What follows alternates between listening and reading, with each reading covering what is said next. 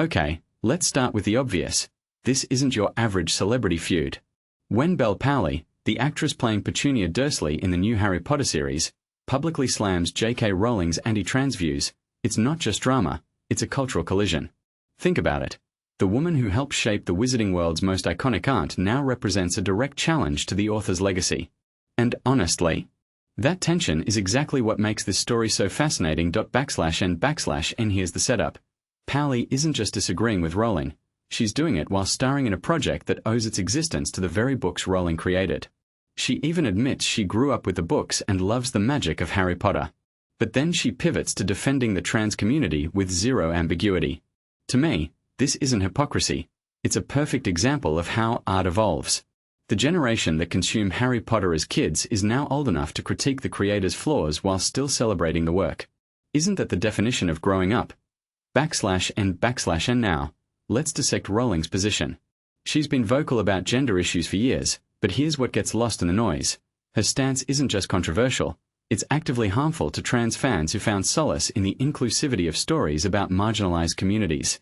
Powley's rebuttal, demanding safety, dignity, and total acceptance, feels like a gut punch to the idea that fantasy should exclude real-world empathy. And honestly, that contradiction is what makes this debate so urgent. How can a universe built on fighting prejudice tolerate bigotry in its creator's real-world rhetoric? But wait, let's not pretend this is isolated. Emma Watson and Daniel Radcliffe have already taken public stands against Rowling. What's different here is Powley's role as Petunia, the character who embodies narrow-mindedness in the books. There's poetic irony in an actor playing a closed-minded aunt using that platform to advocate for openness.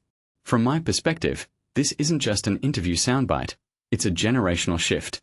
The Harry Potter cast isn't just defending trans rights, they're reclaiming the narrative from someone who can't, or won't, evolve with the times. And let's zoom out. This conflict isn't really about Harry Potter anymore. It's about the death of the author as God mentality. For decades, creators operated with unchecked authority over their works' legacies. Now, audiences, especially younger ones, demand accountability. Powley's comments reflect a larger trend. Art doesn't exist in a vacuum.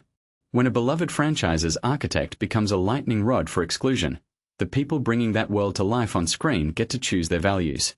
And that choice matters more than ever in an era where representation isn't just a buzzword, it's a battleground. And here's the thing that keeps nagging at me. The new HBO series arrives at a crossroads. Will it subtly distance itself from Rowling's controversies, or double down on the magic for everyone ethos? Casting actors like Powley, who openly challenges the author's views, suggests a deliberate direction. Could this reboot become a Trojan horse for progressive values under the guise of nostalgia? That's not just clever storytelling, it's cultural warfare disguised as entertainment. And that brings me to my final thought. What happens when the next generation of wizards grows up in a world where the actors they admire oppose the author who created their heroes? Maybe this is the healthiest outcome possible. Stories belong to the people who love them, not the flawed humans who first wrote them down. So while Rowling's views remain stuck in the past, the Harry Potter universe might just get its own time-turner moment, rewriting its legacy for a world that desperately needs more empathy, not less. What do you think? Can we truly separate the art from the artist, or does this mark the beginning of a permanent fracture in the wizarding world's foundation?